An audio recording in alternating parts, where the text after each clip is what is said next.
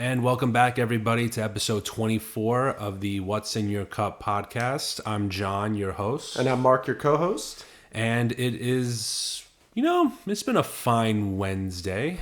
It has been. It's been a pretty eventful week from the last episode. Yeah, it's been, I think all the snow is pretty much just melted away. So we're in better positions today. But we're going to be rainy for the rest of the week. Yeah. Is this going to be a weather segment now?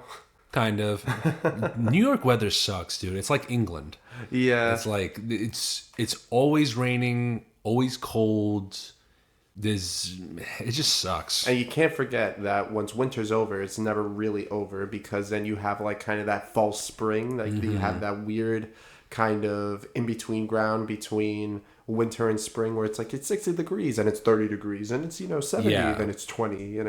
Before, there was no spring. It was always just it would be 6 months of winter. Straight to summer. And then progressively get a little bit of fall, but mostly 6 months of winter. Yeah. And it was annoying entirely. And now it's even worse because it's just raining all the time. Yeah, it is. And I know that I was reading an article this morning that's saying how New York is experiencing, in the future, it's just going to become wetter and wetter. Pause? No. But it's just going to become more susceptible to rain.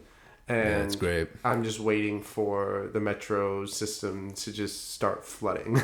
Well, they're only going to change it once it floods. Yeah, I remember one really bad rainstorm, and I was seeing pictures of train cars opening and then being knee deep into water.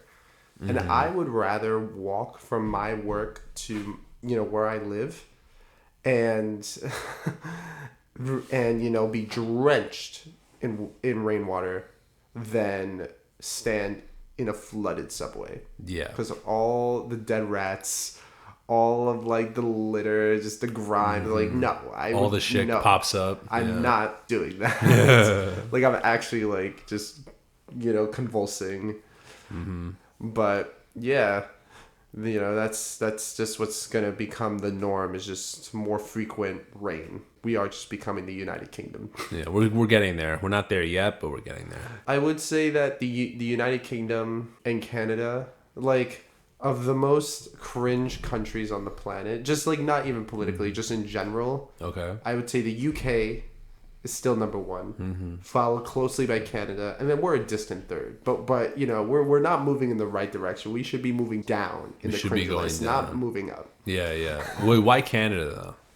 I think Canada is pretty cringe because it's okay, this is going to be really Canadian slander, because I love Canada, by the way. But it's I love Canada. Yeah, we love Canada. But it's kind of they kind of try way too hard to not be Americans, if you get what I'm saying. It's for example, I remember reading a report where it's all right, before I say this, as an American, think of, everything that the U.S. has ever done and all that. What do you think, to you, is your proudest, I am proud to be American because of X? That's a good question, actually. I mean, probably just for the amendments and things like that. The amount of freedom you have to express yourself is probably the most proud thing. Even though it gets today, it's kind of taken advantage of. Yeah, the free speech thing is kind of taken advantage of, but probably that, just the ability to be no, as an American, I can like this, or I can not like this, or I can believe in this or not believe in this. Whereas anywhere else, it's kind of you have to do what everybody else does. That's what I like. That's what I'm most proud of, yeah. Okay. In Canada, it's their healthcare. Oh, they like to boast the healthcare. That is thing. That ranks above Canadian freedoms. That ranks above. Really? That's their number one. When they go to the to another country and they're what are you most proud of as a Canadian? They will be our healthcare system. Is it as good as they like to boast about it, or does it have its issues? Because I don't know anything about Canadian healthcare. So they have a single payer healthcare system, just a lot of the other countries in the world. But what it is, it's they're bragging about their single payer healthcare system is just more as a reaction to the United States not having single payer healthcare. It's just so weird, because a lot of Canadian identity is just wrapped around just being we're not the United States, A lot of their culture is the same as ours. A lot of their folk art is the same as ours. A lot of their history is the same as ours.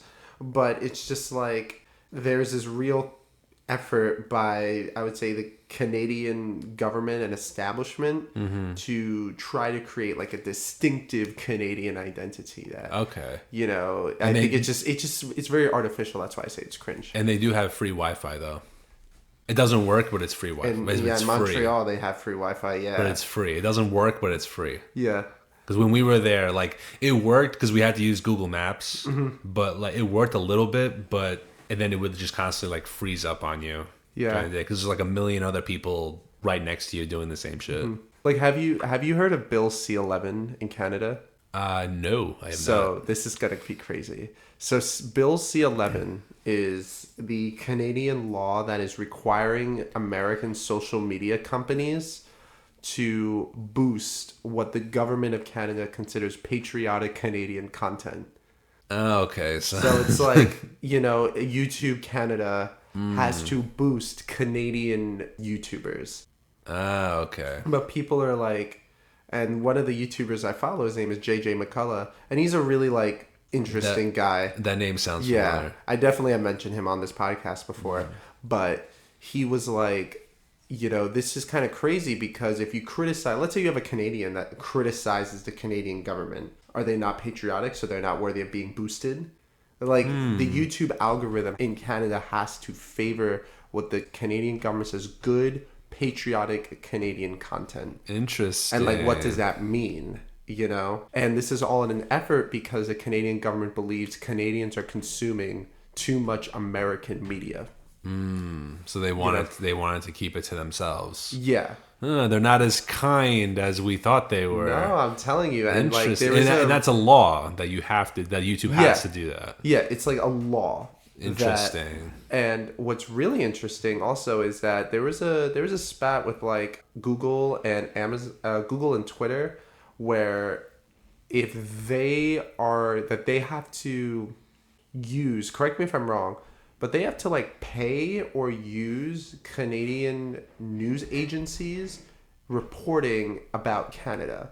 So like, for example, if the New York Times reports something about Canada and they quote, let's say, I don't know, like the Toronto Star, then the New York Times needs to pay the Toronto Star. Okay, that's bullshit. That's kind of bullshit. So just we have to pay you extra to talk about you. Yeah, so like you say, that's see so like manipulative. That's so manipulative. I can't believe that's a thing. Mm-hmm. And then also when Justin Trudeau, I'm sorry, this is like becoming a Canada shitpost. I love Canada, by the way, I really do. Great people, great food, great drinks. But that's some bullshit. That's some political bullshit. You know what's crazy is Justin Trudeau literally is on the record saying that there is no central identity of Canada. There is no central identity of Canada. Canada. Like Canadians have no national identity. And this was supposed to be like we're all diverse and blah, blah, blah. Like imagine, I don't know, if like Joe Biden was like, Americans have no national identity. Unbelievable. It's just, that's why I'm like, it's the UK, and the UK is cringe for so many things, but I would say like Canada is a pretty close second in terms of just overall cringe. That is very cringe. I see what you're talking about now.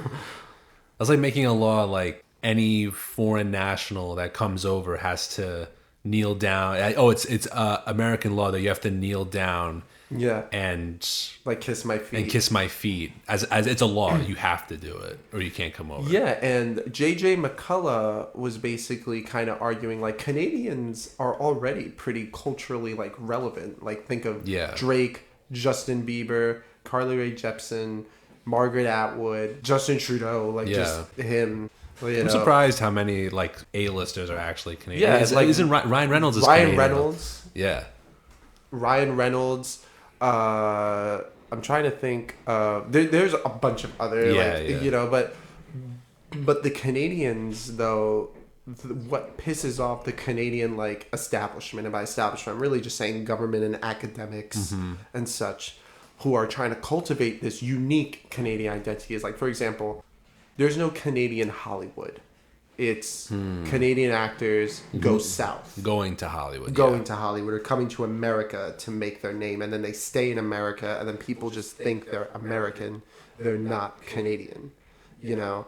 So that's where like the government of Canada is like, Canadians are just consuming American media and not having like, you know, to them, they have nothing to, air quotes, show the world.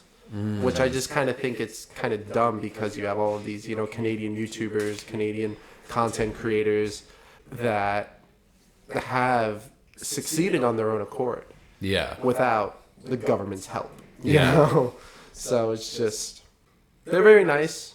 And their poutine. Poutine is very good. Poutine is very good. Poutine is good. You know what? I'm going to petition the United States to add 13 more states. Add 13 more states? Yeah, because there's 13 provinces in Canada. So we're just going to, you know, just have an open invitation. Like, you know what, guys? Like, you want to join the party? They'll probably be like, fuck no.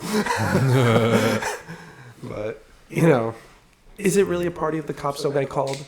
Come on. True. You know? But there's got to be a level of danger to really make it exciting. It is, right? Yeah, like, you know, I know, but I guess this gives us a good segue to our basically Canadian territory, New Hampshire.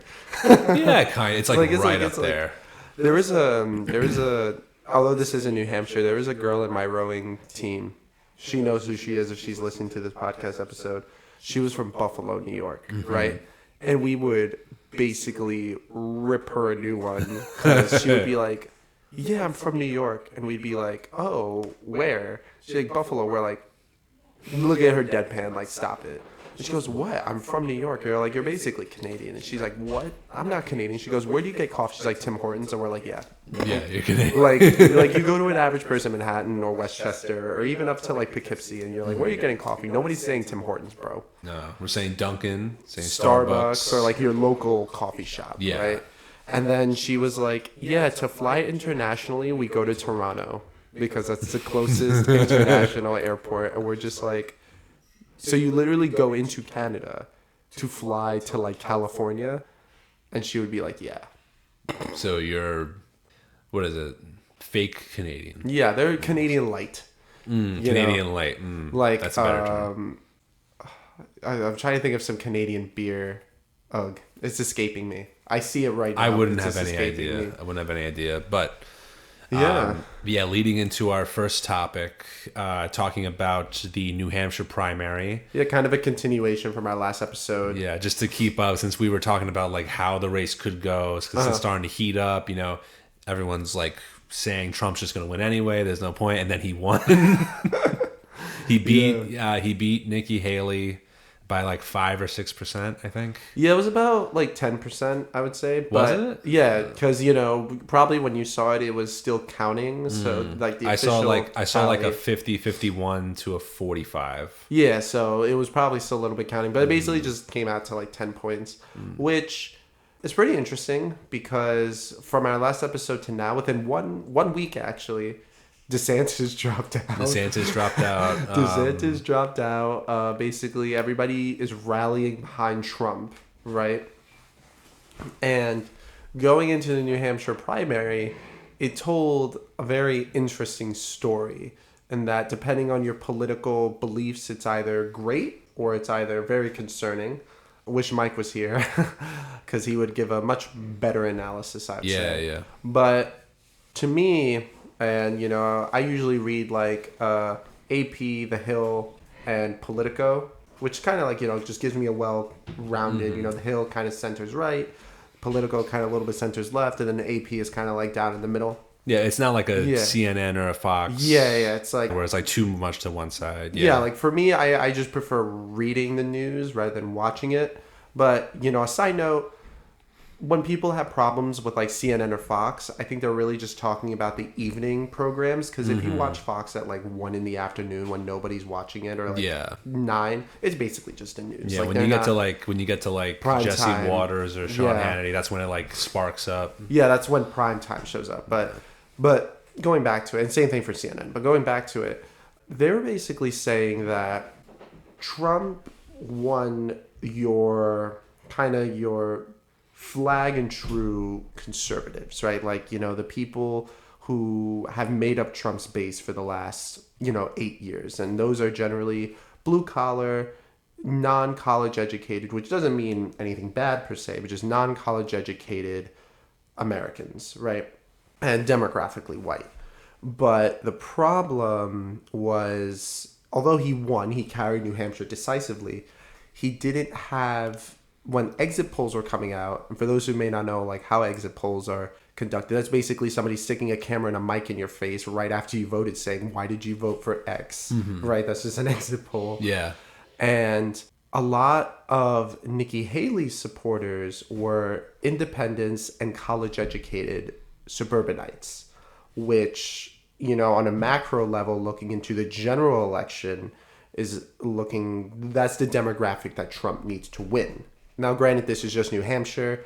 There are 49 other states, but New Hampshire kind of gives this little canary in the coal mine where suburban Americans are breaking for, Biden or just not Trump. It doesn't mean they won't support a third party.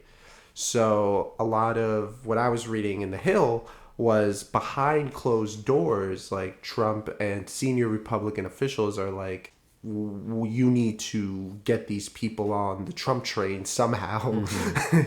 So that was just pretty interesting. So has your opinion changed in any way where it's like, okay, he's definitely going to be, I would say, like the one to face off against Biden? I would say the only way that Haley wins this nomination, and this is me being an armchair political analyst, is she either has to pray to God that Trump gets arrested or has a heart attack. Not to wish anybody, harm. Not wishing anybody harm.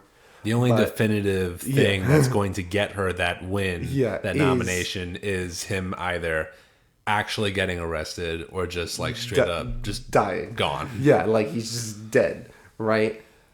But again, behind closed doors, there is a real concern that, and I think this was in Politico, that Trump is barred from ballots and state ballots. So, for example, let's say Maine and Colorado, Donald Trump can't, and let's say the Supreme Court holds these rulings, Donald Trump can't get delegates.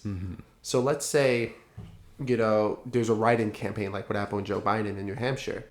If they see Donald Trump, they're just going to throw out the ballot because he cannot gain delegates from their convention. So Haley, that's just free money at that point.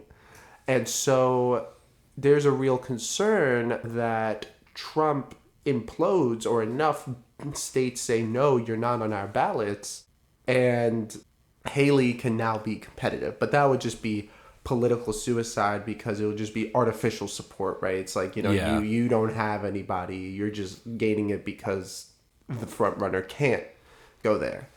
So, but can he fight against that, like having no ballots made available? Oh, he is. He appealed these decisions. The Supreme Court, from what I've read and heard, doesn't want to be in this scenario. They don't want to be in any political scenario. They never want to uptake the actual thing they have to do. Yeah, they really do not want to make these decisions because it's either, if they, let's say, rule in favor of Trump, everybody is going to say, you did this because it's a quid pro quo. Like Trump was like, I got Gorsuch, Barrett, and Kavanaugh on. You guys have to help me. I scratched your back. I got you on the seat. Now you gotta, help me.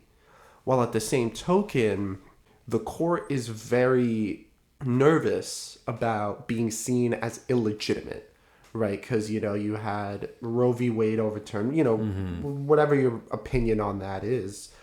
There's definitely a political backlash from that there has been an effort to delegitimize the court, and that people on the Supreme Court, the justices, are very aware of that, and they believe that if, these cases rule in Trump's favor, then 50% of the country will just be like, well, that's just ever more reason that the court is in Trump's pocket, right? That's what they're afraid of being seen as.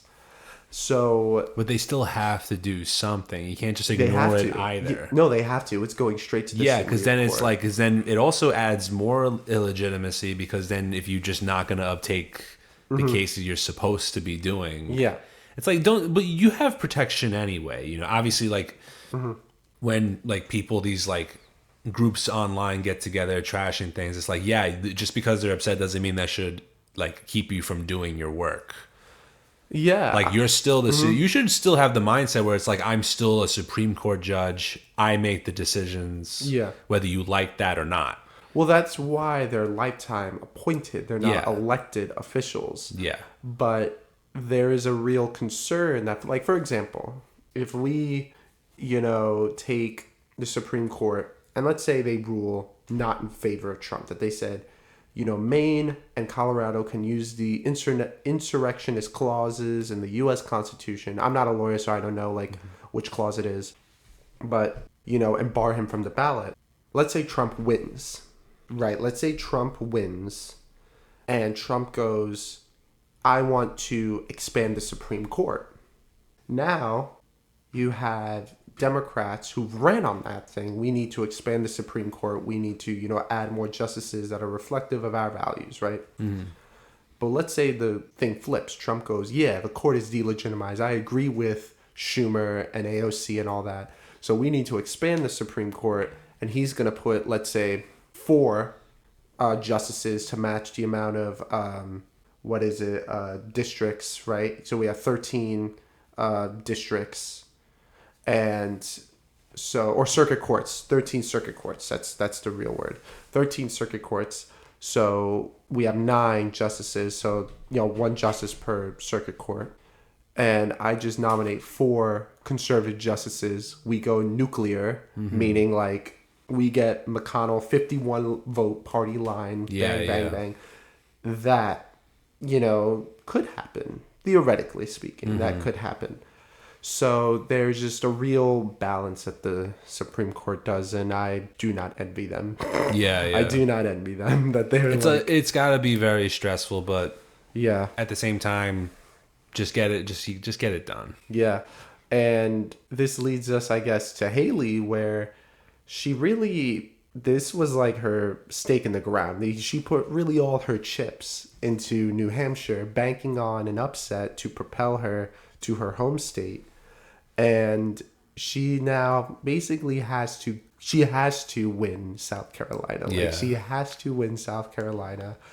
It's not unprecedented. Biden got his ass handed to him in Iowa and in New Hampshire when he ran in the Democratic primary. But, South Carolina, he propelled him to his win. Mm-hmm. The problem is, Haley, which is really weird, has no political support, like a South Carolinian established political support in a state that she was the governor in. Like, that would be like, really? I guess, okay. That would be like, Cuomo running for president and nobody in the New York Democratic caucus supports Cuomo. But you get my point. Yeah, it's like, I get your point. It's like yeah. not a single.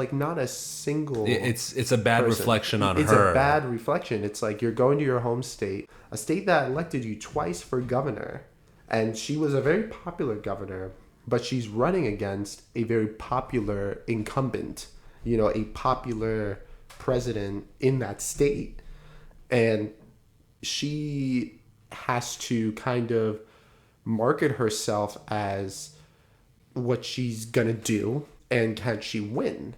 It's gonna be very hard. She's like 40 points behind Trump in her own home state, by the way.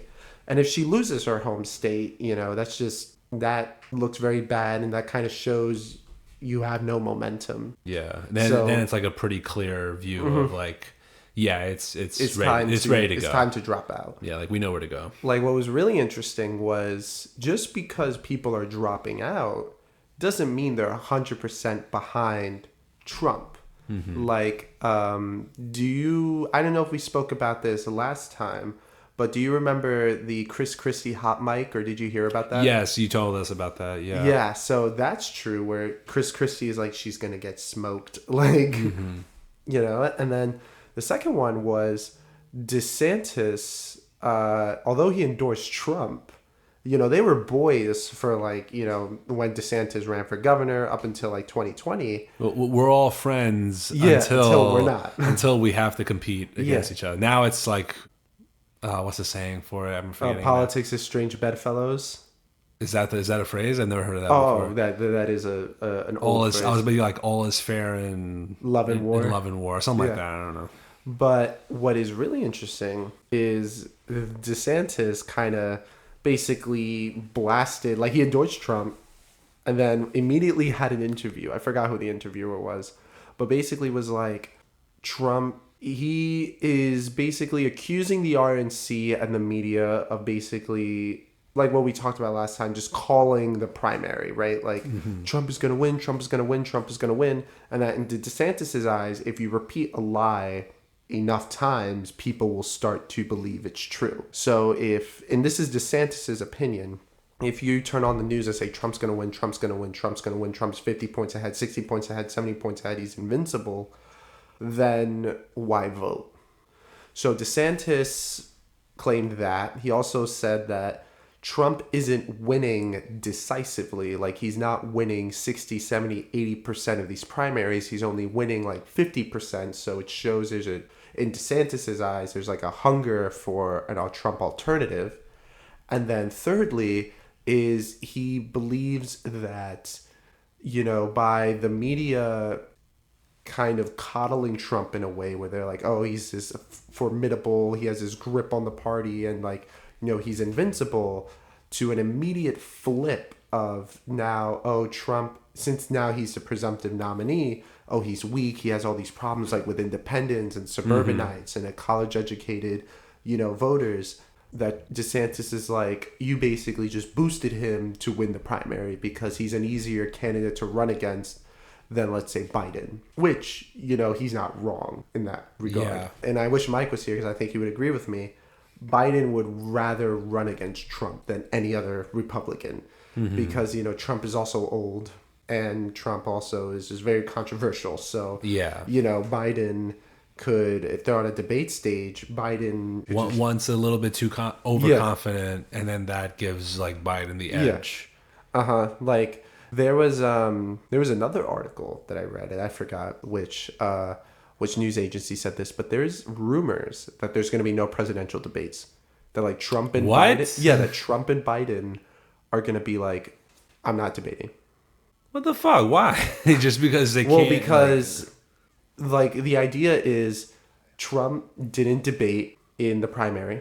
Biden refused to debate in his primary. People basically what this election, and this is what political analysts are coming, that what this election is about is a rematch of 2020 that nobody wants, right? Like, the vast majority, there are some Americans that want this rematch, but the vast majority of Americans want to kind of just move past the Trump Biden, kind of like they want to like start fresh with someone more professional. Yeah, like basically move past a decade of 2016 to 2024. It's not gonna it's not gonna happen. Past that, it's not gonna happen because it's so like the diehard supporters are so they want this. They want this like political scene to happen for their benefit. It's gonna happen. So it's from like 24 to 28. We're gonna be dealing with this problem. But basically what political analysts are analyzing, that this isn't really an election about policy or about convincing people.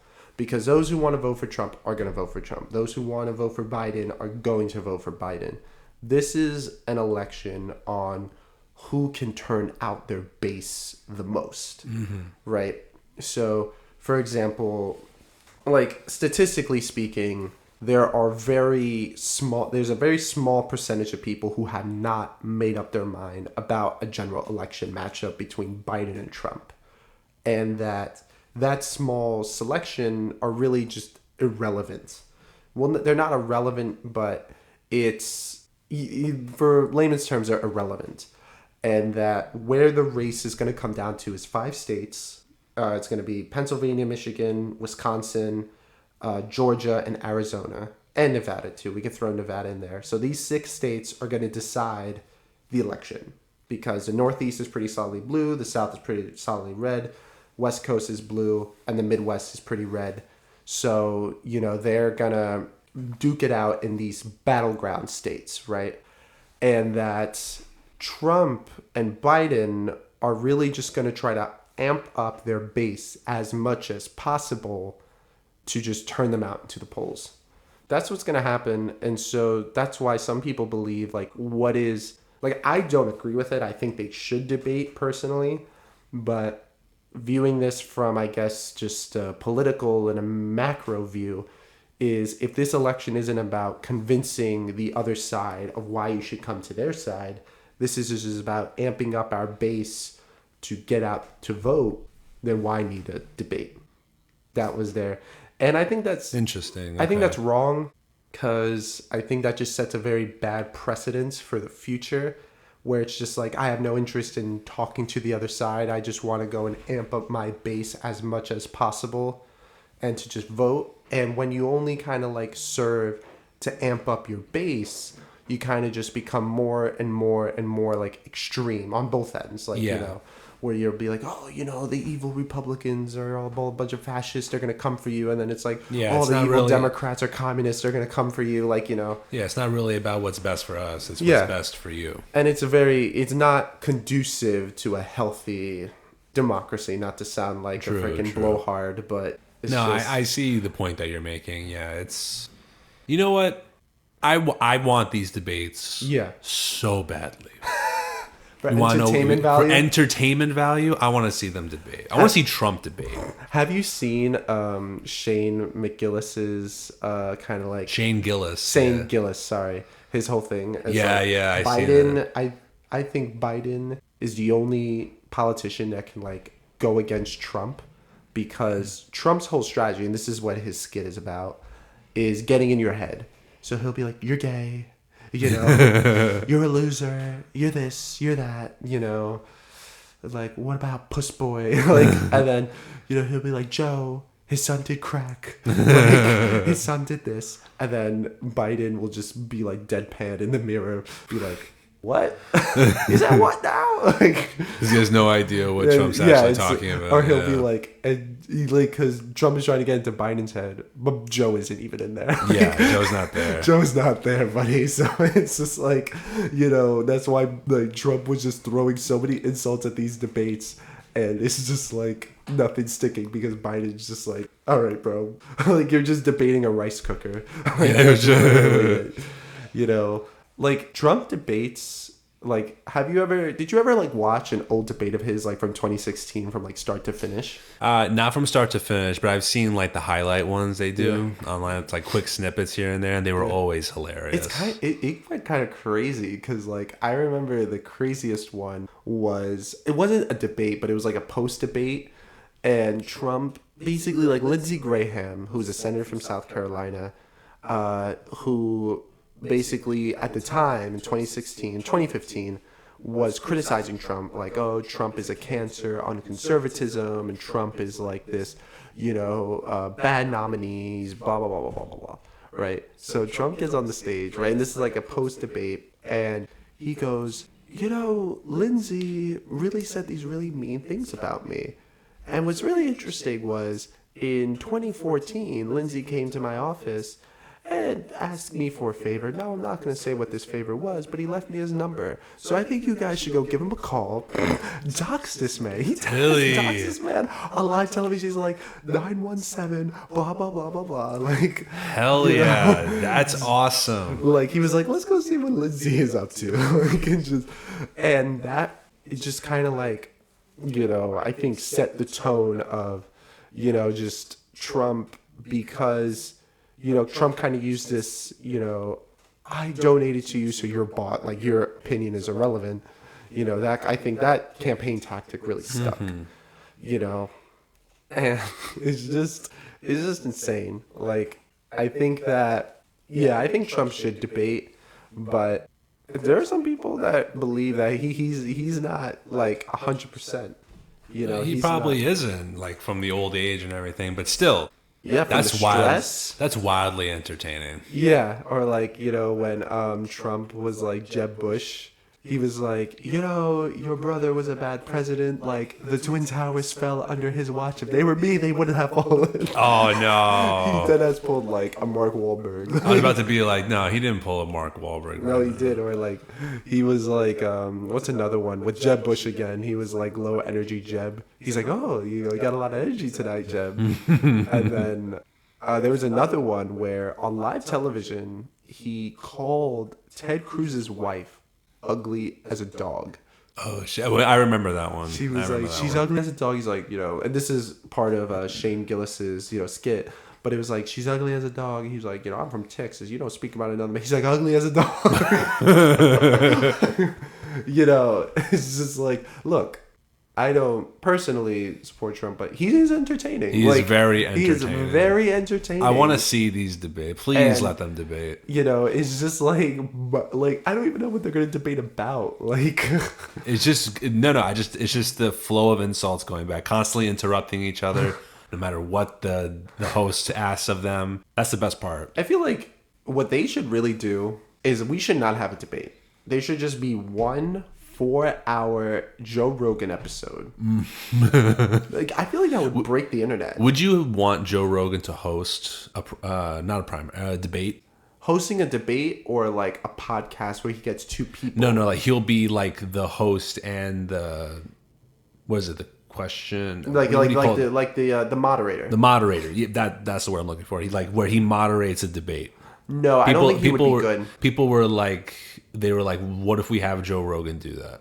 I don't think he would be good because Joe Rogan is not a reporter. Like, not to discredit him, but, you know, he thrives in a one-to-one, very intimate scenario. Yeah, letting them to just think out loud, you know, let them exchange work through the ideas, process, bounce off of them. I think it's just because of his fame. That's why they want him to do that. Like, I think what would be really interesting is if he did a Joe Rogan. He got Trump and Biden in the booth in Austin, right? Like, Trump, Biden in the booth. On the table, live.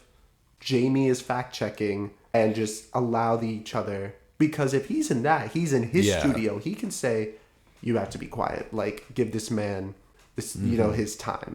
And I think that is very scary for politicians, because then they actually have to have a real debate, substantive debate about, you know, the policies that they champion. They can't just mimic, you know, 10-second slogans.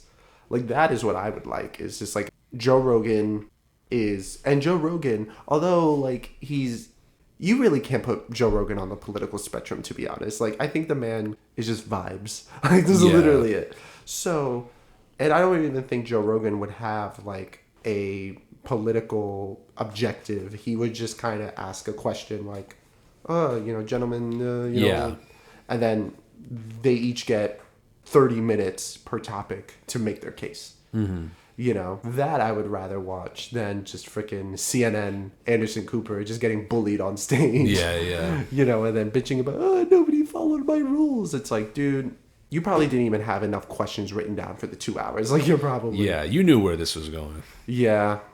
But I guess to just finish it off, unless you had another question, is, in a weird way, I think I'm also kind of sad that the primary, air quotes, ended like this, because people are used to a really, you know, not fun, but like a contested primary. People are like, oh, like, who's the front runner? Who's going to do this? Who's going to do that?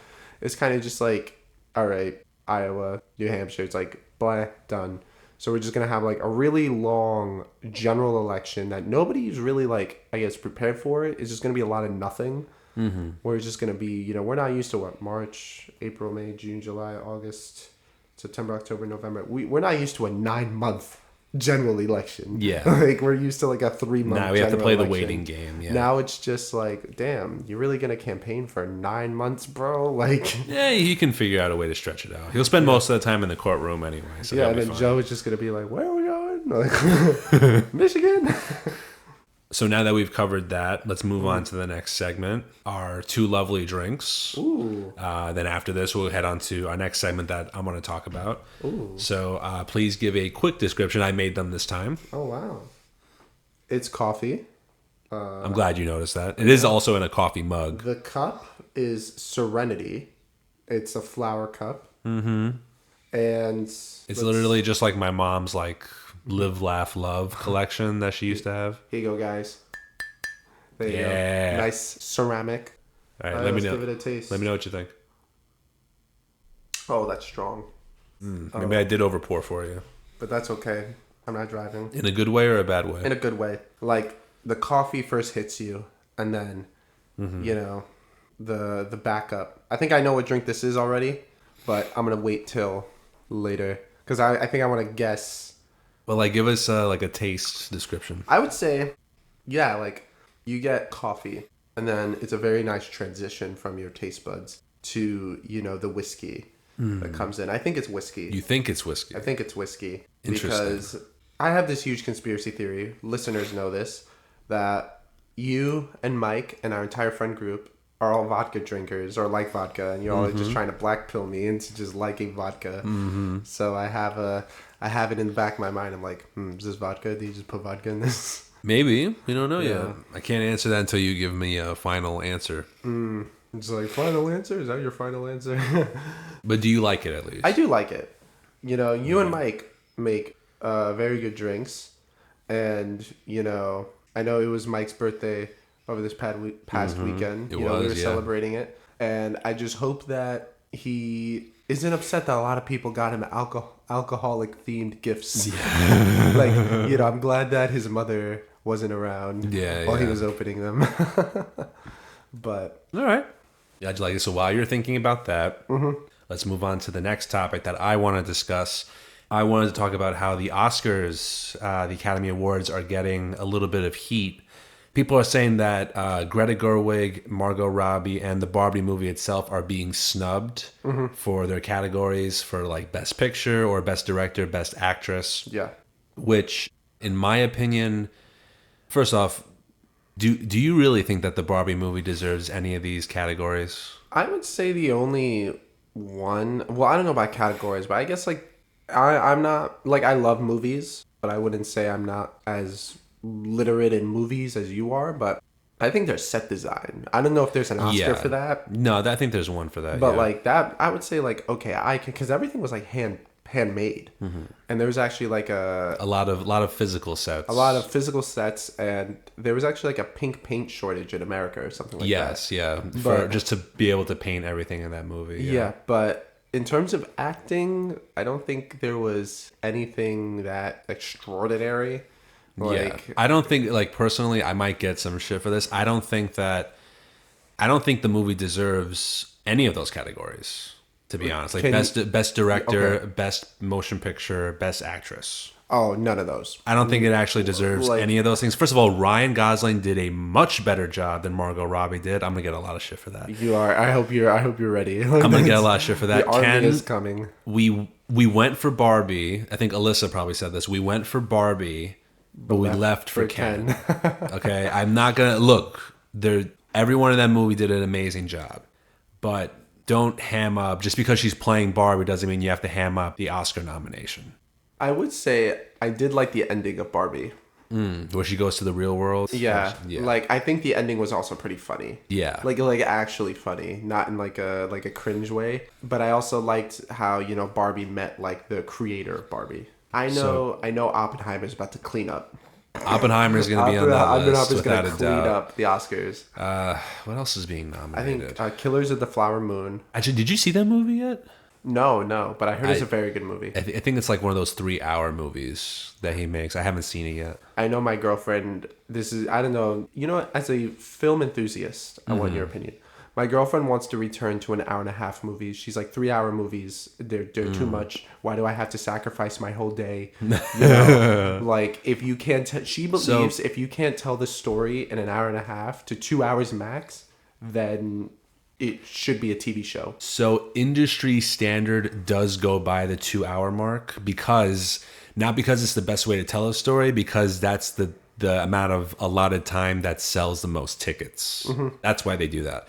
But for me, an 1.5 hours is a little short. And again, it all depends on how you're telling the story. So the length of time should not be shortened or extended based on, because you want it to be like a certain amount. It really should be based on like what's the best way to tell this story, and if it needs to be 3 hours, it should be 3 hours. So for example, like Lord of the Rings is a 3-hour movie because it has to be 3 hours, like to fit in everything from the original story, get all the plot lines. To tell like an amazing story, you need 3 hours. And then on the other side, like did you see Zack Snyder's Justice League, like his version when they redid it? I had just heard it was just an uncut director's cut. It was just like a 6-hour movie. No, they redid a lot of shit. Oh, really? They redid a lot of scenes and everything, brought a lot of people back, but it's 4 hours long. And I watched it in one sitting. Was it worth it? No, it was completely unnecessary because he basically, the way he extended it to 4 hours was that he took every single take for like each scene and just threw it in there to extend it as far as possible. But why did he want to extend it so much? Because I think he's just power tripping a little bit, because he's like, Warner Brothers screwed me over with my original vision, so now like if I don't get to make my movie, like fuck you guys kind of shit. And everyone was on his side for it because the original Justice League was such a terrible movie. So when he redid it, so like one good example is that like in the beginning where they show Ben Affleck was playing Batman. Yeah. They show him on horseback going to like some type of like village in Norway or something to go find Aquaman, like in like the freezing like sea or whatever it is. They so he's on horseback riding through the mountains. There's like different cuts of where the camera's pointing at them as he's walking through the mountain trail. There's like 15 different cuts of him just riding a horse with the credits going on in the screen. It was completely unnecessary. That's the kind of thing where he's just extending it as much as he can, just for the sake of it. Just for the sake of it. And there are extra scenes, like there's more of the story for Cyborg, because we didn't really get a lot of him. There's more for I think a little bit more for Aquaman, a little bit more for each character, but Cyborg got the most because he actually had the least story development in his side of things. Yeah. It looks a little bit better CGI wise. There's after credit scenes that were completely unnecessary because they're planning way too far ahead. Oh wow. And it's like, this movie did not need to be 4 hours. Sorry to interrupt. No. So the length of period for a movie is really just about the best way of telling the story. So you sympathize with like the anti 3-hour movement, but I can understand like if you're trying to have a good time, but then you have to spend 3 hours doing it. I get it. Okay, you don't want to sit in a theater for 3 hours watching a story. I understand that. You also got to include dinner too, or lunch. Yeah, so it's like a 5 hour day. I get it. It's a lot of hours, especially with streaming now, because you could just stay at home and take your time with it. But appreciate the story for what it is. You know, like I'm gonna push back on that for a second, because I love streaming, but I do also think there is like a magic about the movies. I do think like when people are like, oh, I can just watch it at home, I'm like, yeah, but that's not the point. Like, the point is to go to the movies, to cry, to laugh, to like to be part of a community. No, I completely agree with you. Like the movie theater experience is the best type of 100% movie going experience, without a doubt. Like IMAX or RPX, whatever theaters do nowadays. Did you ever see Dunkirk in IMAX? I did see Dunkirk in IMAX. It was so good in IMAX. I think I left with like PTSD from It's already a great movie, and then you seeing it in IMAX, and you really you feel it in IMAX, and you're just like, or I can just only imagine like what I wish they did with IMAX theaters is they re-released like movies. Like imagine seeing Saving Private Ryan in IMAX, bro. Oh wow, okay. I'm thinking about that now. Yeah, like how crazy that would be. They do re-releases of old movies sometimes. Like they do it a lot more to kind of fill in the gaps, because there's not a lot of movies that go to theaters, like strictly to theaters anymore. But it's usually like classic like hour and a half to 2 hour movies in like standard format. They don't do 3D or IMAX or anything like that. Hot take, I was never a big fan of 3D. I always thought like it hurt my eyes. 3D doesn't work on me. My eyes are so fucked up because I wear glasses. My eyes are so fucked up that 3D doesn't work. Like I'll wear them in the theater and everything still looks like it's like being separated. Oh, wow. in half. It looks like shit. That's crazy. So I just took them off. Like, I think we went to go see Godzilla in 3D. Oh, wow. Like the 2014 Godzilla one in 3D. I hated it. I couldn't, first of all, that movie's already too dark. You can't see shit. Which I don't know if that was done on purpose or not. And now I'm trying to see it in 3D and now my eyes hurt. So it's like, this sucks. So then what is your opinion on kind of like... So have you ever seen... I'm rewatching it. Have you ever seen Band of Brothers?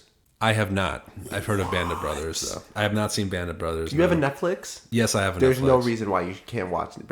It's 10 episodes. I was about to be like, that's a TV show, right? It's a TV show. It's 10 episodes. Like, I can understand Game of Thrones. That's is it a recent... No, this is like... This is an old one, This is an old one, but it's just such a good story. But I was going to ask you, like, so Band of Brothers is an epic following Easy Company... From the landing of Normandy to all the way to like, the end of World War II, going to Germany, blah, blah, blah. Kind of like it's a saga. It's a tale of, all these strangers who joined the Army Air Corps to now becoming brothers. Hence, Band of Brothers. Yeah, yeah. But, it's like, I couldn't imagine that being told in like even a 3-hour movie, Like, where do you think the line between, okay, this should be a TV show versus a movie?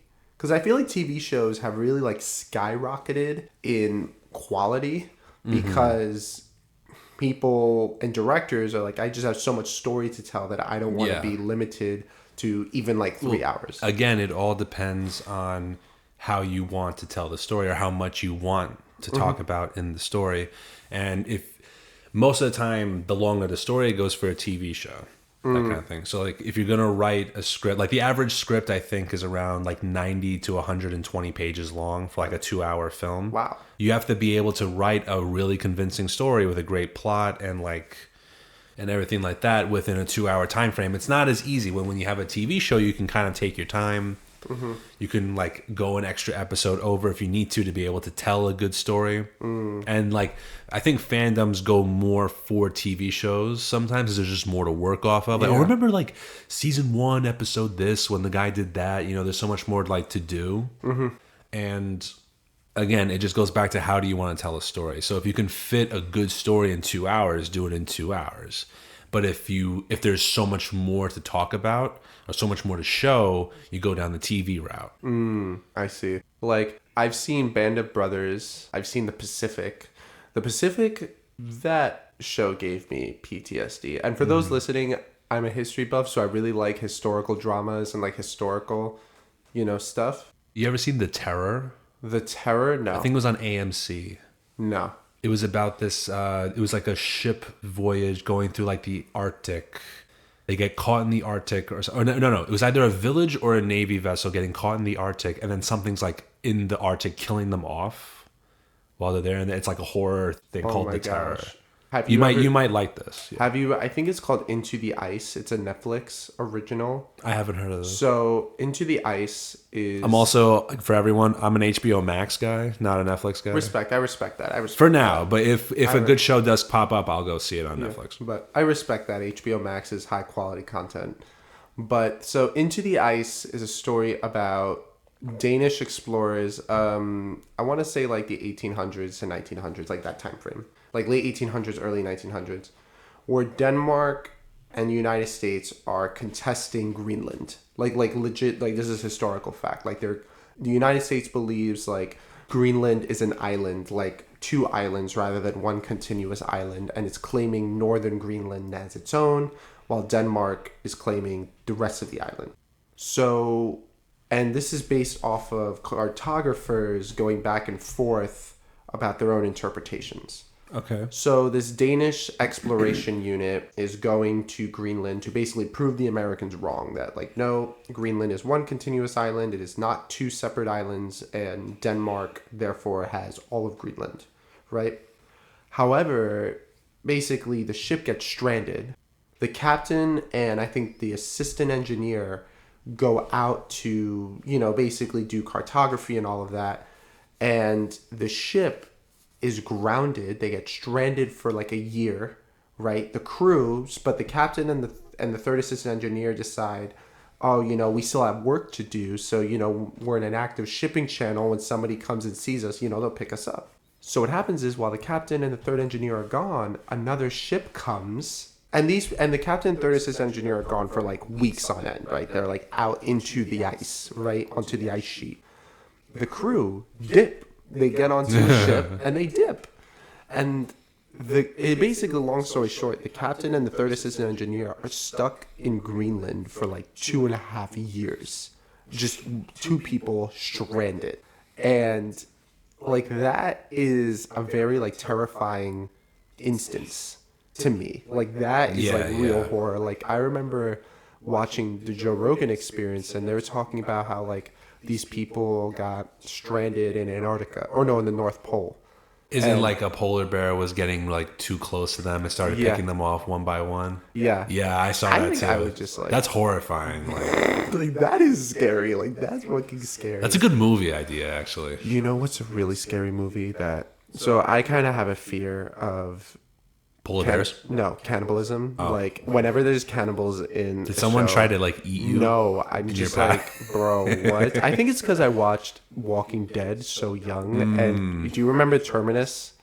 Yes, I do remember Terminus. The cannibal group. Yeah, that episode freaked me the fuck out. Yeah. So like that was a good twist to find out. That was a good twist. But basically, what happened is it's called the Society of the Snow, but I think in Spanish is La Sociedad de Nieve. Sorry, my Spanish is not that good. But Society of the Snow. It's based on a true story. It's based on this like Uruguayan group that are flying over the Andes and their plane crashes. Wait, I think I know this story. And it's like 18 survivors, and the world stops looking for them for like 8 days. After 8 days, and they survive by eating the dead. Weren't there like photographs of this online? Like there were skeleton remains in the background because they ate. Yeah, I know exactly. I know. I didn't know about that. I didn't know about like that. What was it? The movie? Yeah, they made it. They made it into a movie. Yeah. I didn't know about the movie, but I knew about like that scenario. Bro, like I would shit my pants. Like I think I don't even know what I would do. We got to keep you away from zombie movies. No. See, okay, zombies is different because like it's like you're not human. Yeah, you've died. You're contracting a virus. Like that's different. Like but like actual like humans. Like humans, like nah, bro. I'm sorry. I will freaking get the flare gun and shoot you.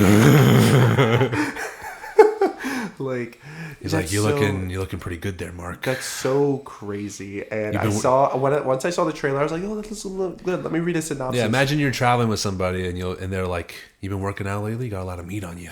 No, like there's I remember there was a Nat Geographic, I think, photographer that went to this island off of Papua New Guinea. I know we're kind of detracting from the Oscars. Just like we'll go back to do your thing. So, and he like went to go look at these cannibals on this island, right? And these and they're not like always eating people. It's like a ceremonial, like the spirits and blah blah blah. Still creepy as shit, but like I guess better. Okay. They're not doing it all the time.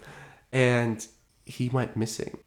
And they found like his remains. No, people are like, because there was a video of something where he like insulted, like not directly, but just like through his actions, like insulted their chieftain or something. Because he was trying to like take photographs. Yeah, something like that during like a sacred ritual. Why does this sound so familiar? Because it's like it's like an actual story, and people believe like they just ate this dude.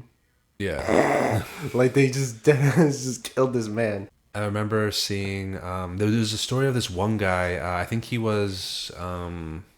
Oh my god, I literally took a class in this. Wait, was he like the guy who joined the tribe? Yeah, like he was. What's that career field called?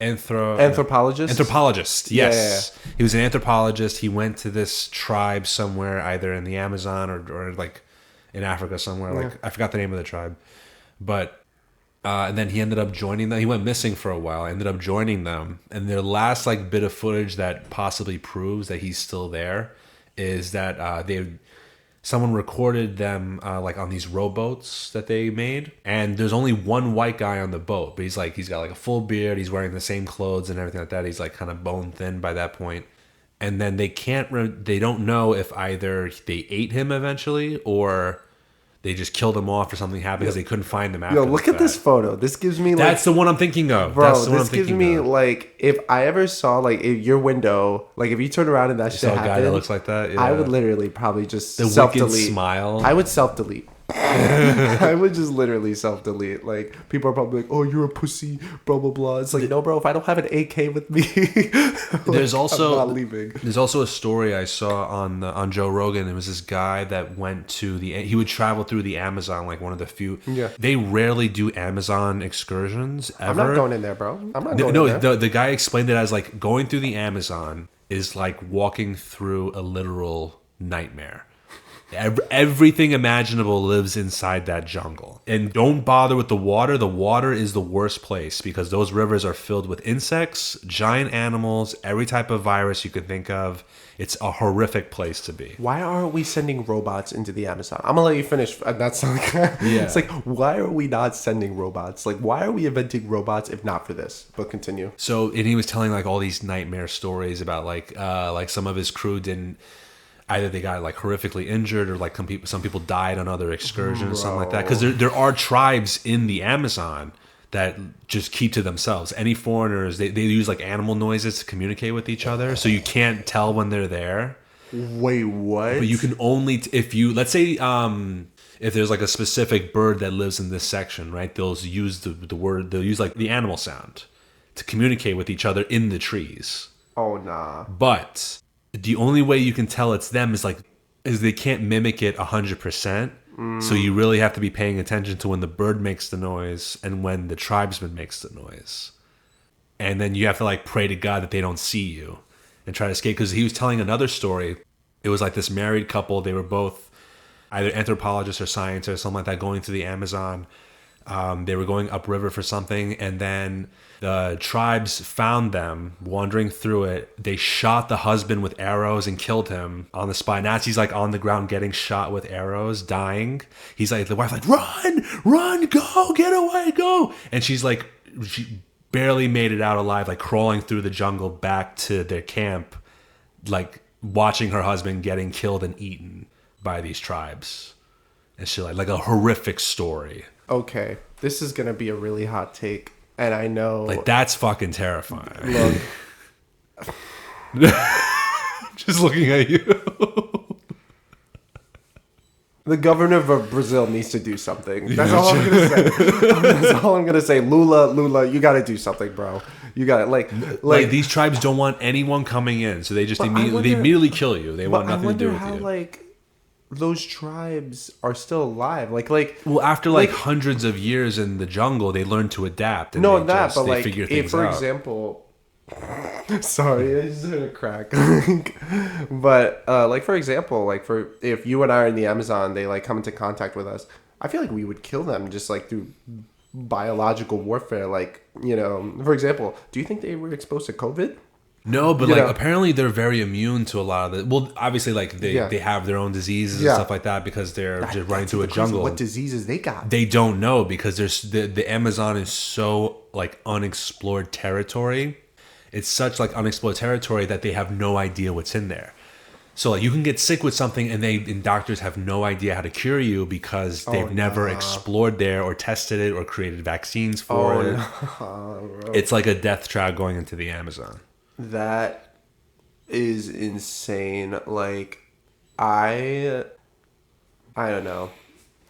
I think it would be so cool to go, but also I don't have the cojones to do that. Like, because you could potentially die at any point. Look, and the way those guys survive, like he was explaining it on the episode, is that if you're like a person from New York going into the Amazon, you're done. You have not adjusted to it in any way. You're probably wearing like a perfume so the animals can smell you.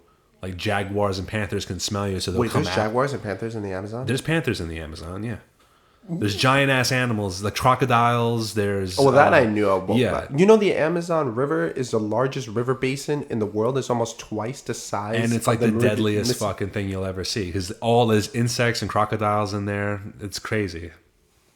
You know, I remember on the Joe Rogan podcast they were talking about how there were these amazing civilizations in the Amazon that, these Portuguese and Spaniard explorers made contact with them and wrote about it 100 years before Europeans re-landed in Brazil. Yeah. And, basically, like, there were, like, these huge civilizations in the Amazon, blah, blah, blah. And nothing was there because Europeans, it had been 100 years. Yeah. And anthropologists theorized that smallpox was introduced into these communities and just eviscerated them. Yeah. And that these tribes are the descendants of those civilizations, and that the only reason why they're spotting this now is because of all of the deforestation going on in the Amazon to make soybean fields, as well as LiDAR, like they're just exploring it, There's so much, I think, a piece to the human story in the Amazon that it's just, I don't know. I feel like just let sleeping dogs lie. Just we don't need to go into the Amazon. It's doing its job by giving us oxygen. Yeah. Let's just enjoy this symbiotic relationship. Like, for now, until someone's got the balls to like start invading and shit. Nah, if they ask me to go into the Amazon, the answer's no. Well, if they drafted me into the Amazon, I'm just burning that shit down. I'm sorry. Global you pull out the flamethrower and just start burning. This is like going like all Nam shit. This is Nam. This is Okinawa. This is just burning this shit down, man. God. I'm not playing. Do not draft me into the Amazon. All right. So we did go on a little bit of a tangent. So. With all that, I'm gonna go back to the Oscars conversation. So back to the Oscars, real quick, because we're running a little long.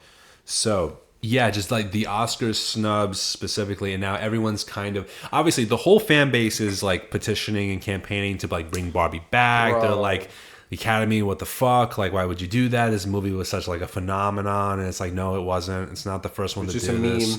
Like everyone's, and then like a lot of like other actors came out to support it. Besides like Margot Robbie and Ryan Gosling and Greta Gerwig, who are like the trifecta that are like trying to bring it back and everything. Like I just read earlier that you know who Michelle Yeoh is, or Yeoh? No, she's I think South Asian actor. Let me make sure. Hold on. No, I can do it. You go. No, I had the article open before we started. Let me just.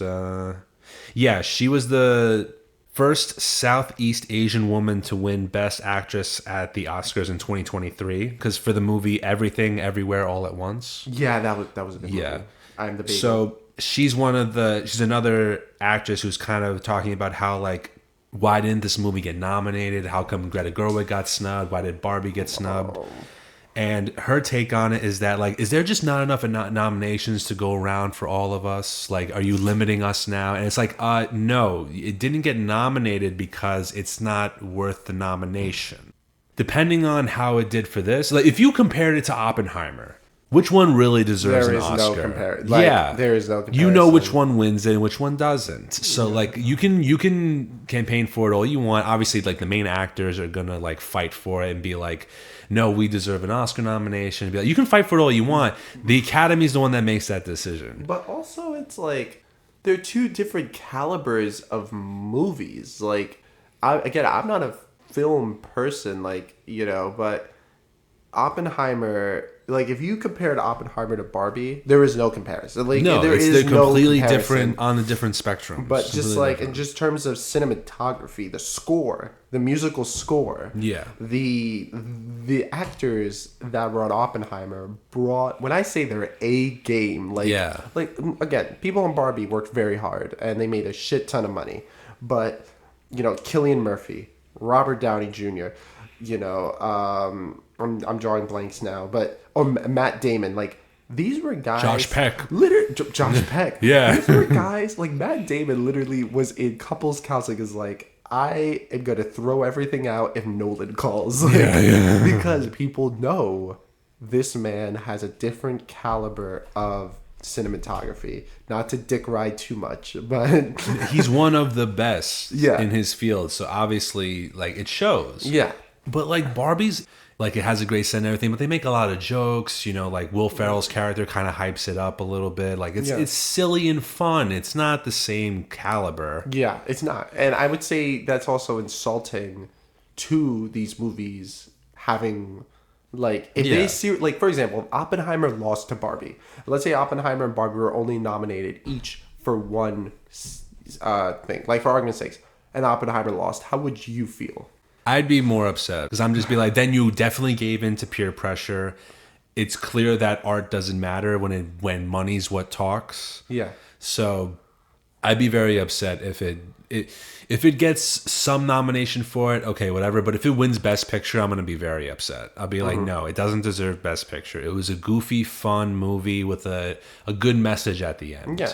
That was it. It wasn't best written. It wasn't best acted. No. Like, especially if like writing gets annoying sometimes in the movie. But best direction, even, like they had a good director for it, but it's also like in comparison, come on. Or like with Oppenheimer, when you literally just the musical score, for me, that's what really made the movie. Like, obviously, the actors and actresses all brought their A game, but it was like the opening scene of like the molecular, atom level. And so it's just like that's what caught me. And I was one of like the people who dressed up for Oppenheimer to go see it. Yeah. What was really funny is Mike and I had martinis because that was his drink. Yeah, because they served Oppenheimer drinks at the Alamo. Yeah, but it just if the Academy caves in, it's just at that point why have the Oscars? Like the Oscars are supposed to be pretentious. They're supposed to be like, who's the best of the best? Stop giving everybody a participation award. That's fucking annoying. I feel like this is the last avenue of like money doesn't talk at the Oscars. So you can have now it's starting to. It's starting to where like, now it does because of peer pressure and social media getting in the way. What? If Barbie is nominated, Scott Pilgrim should be nominated because I feel like Scott Pilgrim has but now with its cult. I'm gonna say it's a cult classic now. Has a lot more like cultural relevance and cultural like phenomena than Barbie. I don't like how every like celebrity is trying to come out and joining in on that bandwagon a little bit. Like, huh? How come it didn't win this? I wonder why it didn't. Like, really? You think we're stupid enough not to know what you're doing? They're just afraid of being called sexist. Yeah, that's another point. And they're being like, oh, it's because you just don't support like female directors or the lead actresses. Like, no, that's not true. That is not true at all. Greta Gerwig has Flower Moon. Lily Gladstone won the Golden Globe. Like, what are you complaining about? What do you mean it's sexist?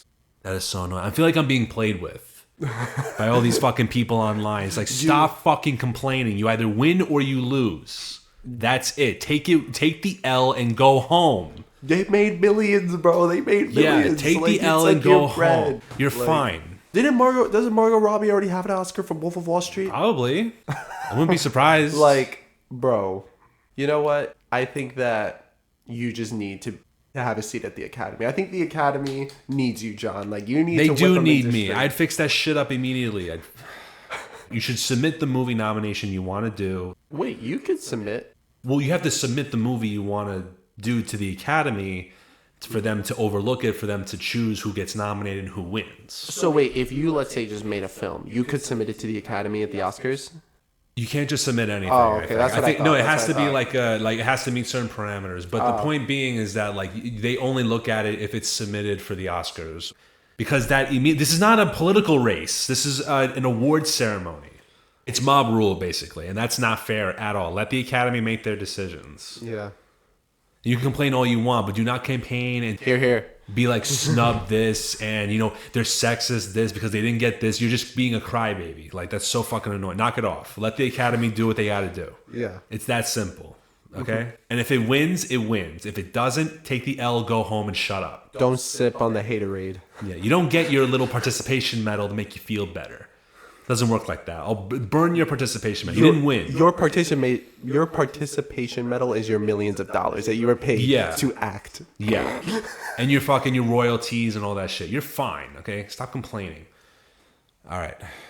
I'm going to call it soon. Let's do the drinks finally. Yeah. We are running a little bit long, so let's do the drinks real quick and then I'm going to call it. What do you think your drink is? Irish coffee. It's just a straight Irish coffee? Straight Irish coffee. Jameson whiskey. I would be very impressed if you can guess what type of coffee I used. Because I have a Keurig and I have like... Hazelnut? No.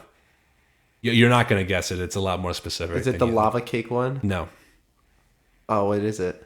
It's no. You have to give me a final answer first. Okay, I'm thinking the bourbon whiskey coffee Keurig flavor and Jack Daniels. And Jack Daniels. Okay, you're wrong. Damn. Unfortunately. Damn. So it's actually Kahlua coffee. Ooh. Yeah, Kahlua makes their own coffee, like Keurig pods, non-alcoholic Keurig pods. This is good. So it's Kahlua coffee and Sambuca. Ooh. Yeah, so I made it a little. Sambuca. I like to have my espresso shots with Sambuca sometimes, like as a dessert. Yeah. And then I was like, like a shot of espresso is not really enough for a whole episode, so let me make a whole coffee out of it. Oh. Okay. I see you. I can see where you got the whiskey flavor from, but you know, it's Sambuca. Damn. I am humbled yet again. I'm glad you liked it though.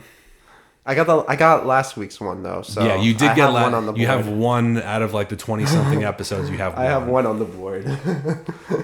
All right. And with that, I'm going to call it for this episode. Thank you again to everyone who listens and supports us through our tough times. Shout out to Greece and Ireland. Yes, our viewers in Greece and Ireland, our 1% viewers. Once again, please subscribe to our YouTube channel, follow us on Spotify, and all of our social media pages for upcoming content. Thank you guys so much. We'll see you on the next episode. Peace.